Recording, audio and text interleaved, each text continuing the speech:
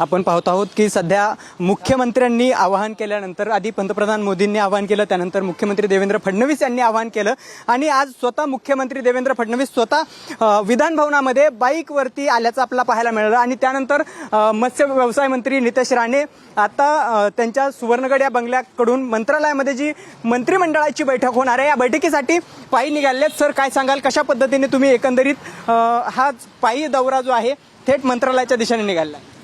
बघा, आदरणीय पंतप्रधान मोदीजींनी आपल्या देश हितासाठी आणि देशाच्या भविष्यासाठी हे केलेलं आव्हान हे प्रत्येक भारतीय नागरिकांच्या हितासाठी आहे आणि आमच्या देशाच्या भविष्याच्या दृष्टिकोनातून अतिशय महत्त्वाचं आहे।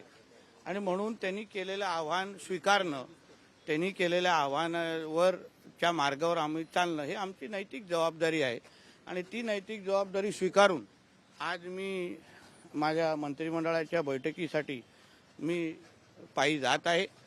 शेवटी आमच्या आदरणीय मुख्यमंत्री देवेंद्र फडणवीसजींनी पण आज सकाळीच विधानसभेपर्यंतचा प्रवास टू व्हीलर बाईकनी केलेला आहे।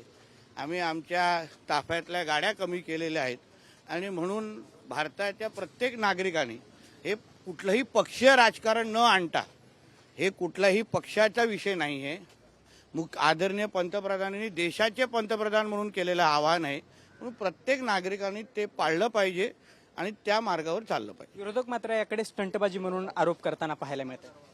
मुळात तेच तर तुम्ही सांगितलं, हा कुठला राजकीय मुद्दाच नाही आहे। देशाचे पंतप्रधानांनी नागरिकांना आवाहन केलेलं आहे।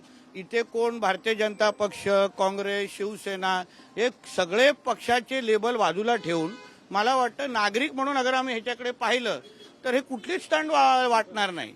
मी सगळ्या जणांना, सगळ्याच राजकीय पक्षांच्या पदाधिकाऱ्यांनी सांगेन की तुम्ही कुठल्या पक्षाचे सदस्य होण्याच्या पहिले भारतीय आहात की नाही, तर भारतीय म्हणून स्वीकारा आणि आदरणीय पंतप्रधानांच्या केलेल्या आव्हानाच्या सकारात्मक प्रतिसाद द्या।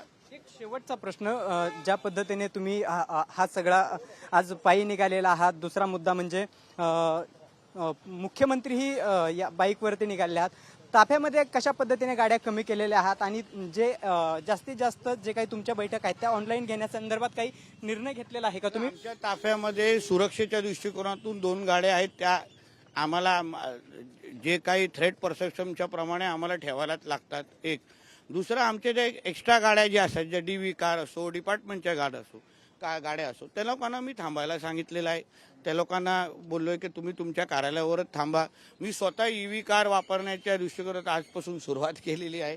खात्यातले सगळे, आता उदाहरण आजपासून ज्या काही बैठका आहेत त्या मी सगळ्याच्या सगळ्या ऑनलाईन च्या दृष्टिकोन घेण्याची सुरुवात केलेली आहे। नक्कीच आपण पाहिलं, हे होते मत्स्य व्यवसाय मंत्री नितेश राणे आणि त्यांनी अत्यंत महत्त्वाचा निर्णय घेतला आहे, तो म्हणजे पायी चालत मंत्रालयाच्या दिशेनं ते निघाले आहेत आणि हा कौतुकास्पद निर्णय असल्याचं एकंदरीत आपल्याला पाहायला मिळतंय। यानंतर आता इतर मंत्र्यांसंदर्भात नेमकं ते काय निर्णय घेतात हे सुद्धा पाहणं महत्त्वाचं आहे। कॅमेरा पर्सन विक्रमसह भरत मोहोळकर, साम TV न्यूज, मुंबई।